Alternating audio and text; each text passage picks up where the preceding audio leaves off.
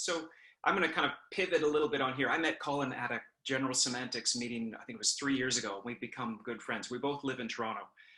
And since then, it's just been wonderful to work with Colin and talk about things. So this is kind of part of some evolution of ideas between the two of us. But if I wear my MSc hat, so MSc is Material Science and Engineering. So if I throw that hat on, the way we approach the world is through this sort of range of length scales. So there is such a thing as an all possible length scales in the universe that we could imagine. There's like a smallest of all possible things. There's a largest of all possible things. In MSc, we don't have to worry about those limits. We kind of just carve off a different chunk of the pie. So we walk into the world at the size of about, nuclei, things inside of atoms, and then we scale up to stuff that's around our own size. So we cover about maybe 15 orders of magnitude in length, let's say. And so our foundation point is like atoms and building them up. And then we use quantum mechanics as a framework for understanding that stuff. But of course, we've got to translate it into something that's relevant to us. Because quantum mechanics, as truthful and as awesome as quantum is, it's just not really all that relevant on a day-to-day kind of thing. And what we need is stuff that's actually going to be relevant. I need something that's going to help me understand this pen, for example, as an MSc practitioner. I need to know how the plastic is going to work, how the metal is going to work. And most importantly, I have to be able to relate to something in a subjective way. I've got to be able to relate to something in a framework from good to bad. Any kind of interaction that I do with the material has to be done in dependence on a specific context. There's a certain kind of thing I'm looking for. There's a kind of behavior I'm going to value over another one. And I need to be able to choose that. And more importantly, I want to be able to modify how things are happening down at that small scale so I can get some kind of behavior up at a bigger scale.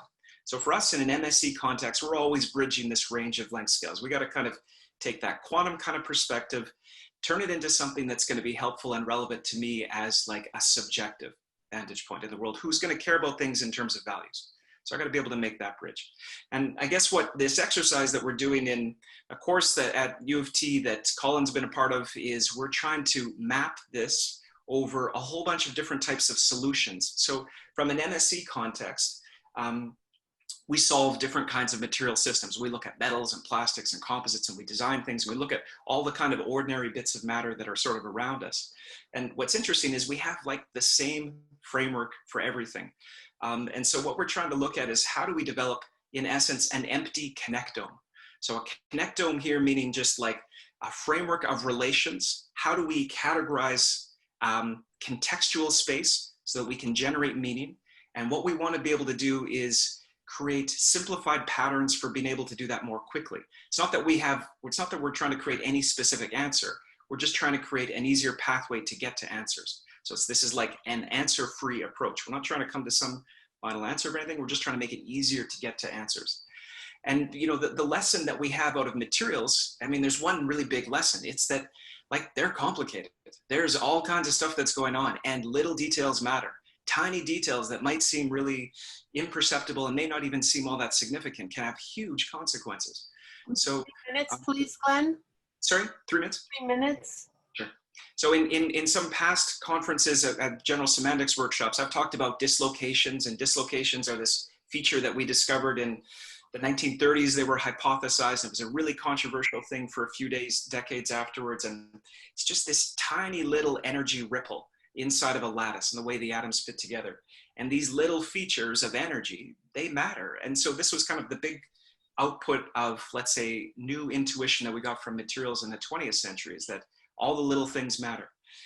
But we approach stuff in the same kind of way. So just as a couple of things, we have different modes of thinking that are embedded one inside of another. So from an MSc standpoint, we walk into the world from molecules, but molecules, of course, have chemistry embedded in them. They have nuclear physics embedded in them. So all of that kind of language gives us a starting point. And then we kind of care about how do we make molecules relevant to us, kind of at our own scale.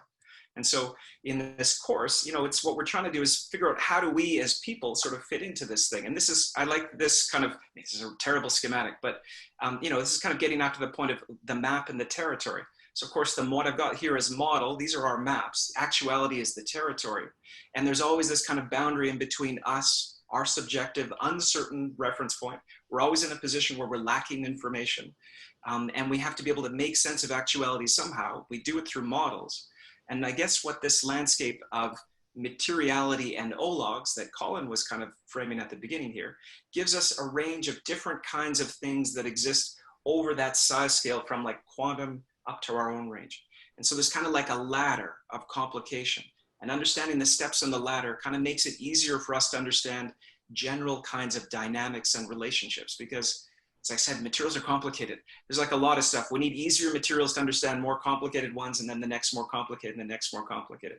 So in this kind of materials AI sort of space that we're trying to build out, we want to use easy solutions from simple systems to help us inform more complicated and more complicated and more complicated, and build this kind of staircase up. And out of that, getting what we might think of as like an empty connectome of relationality.